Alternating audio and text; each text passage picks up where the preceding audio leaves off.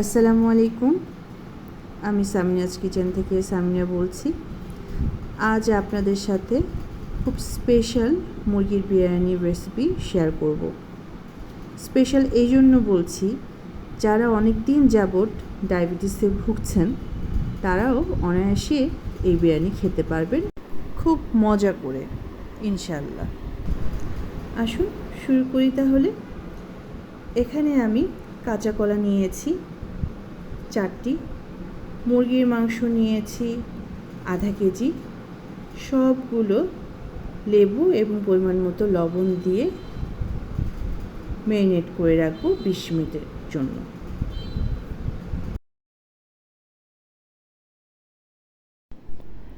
বিরিয়ানির মশলার উপকরণগুলো হলো ছোট 2টি দারচিনি, 5টি লবঙ্গ, 4টি এলাচ, 1টি স্টার অ্যানিস, 1টি আস্ত জয়ত্রী, আধা চা চামচ শাহি জিরা, 20 গ্রাম আস্ত কাজু বাদাম, 2টি তেজপাতা।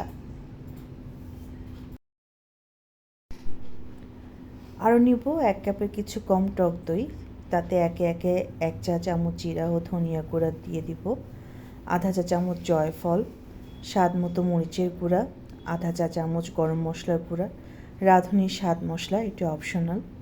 এরপর সবগুলো উপকরণ খুব ভালোভাবে মিশিয়ে একটি মিশ্রণ তৈরি করে নিব।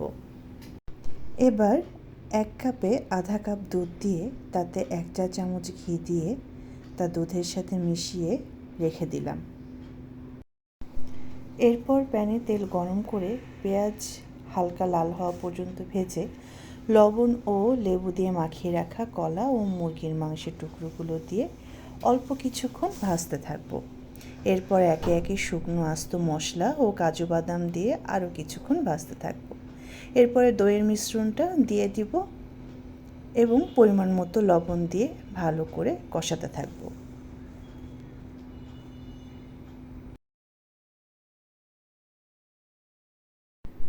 মাংস কষানো হয়ে গেলে এখানে 100 গ্রাম কিশমিশ আমি নিয়েছি, এর মধ্যে অর্ধেক কিশমিশ কষানো মাংসের মধ্যে দিয়ে দিলাম।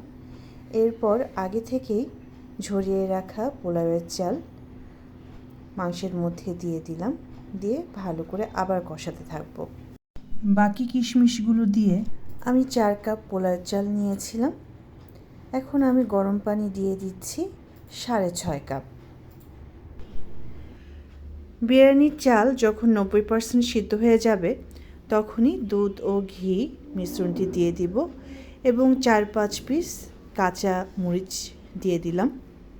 এরপর একটু নাড়াচাড়া করে 1 চা চামচ কেওড়া ও গোলাপ জল দিয়ে চুলার আঁচ একবারে কমিয়ে দিব অথবা দমে 10 মিনিট রেখে দিব।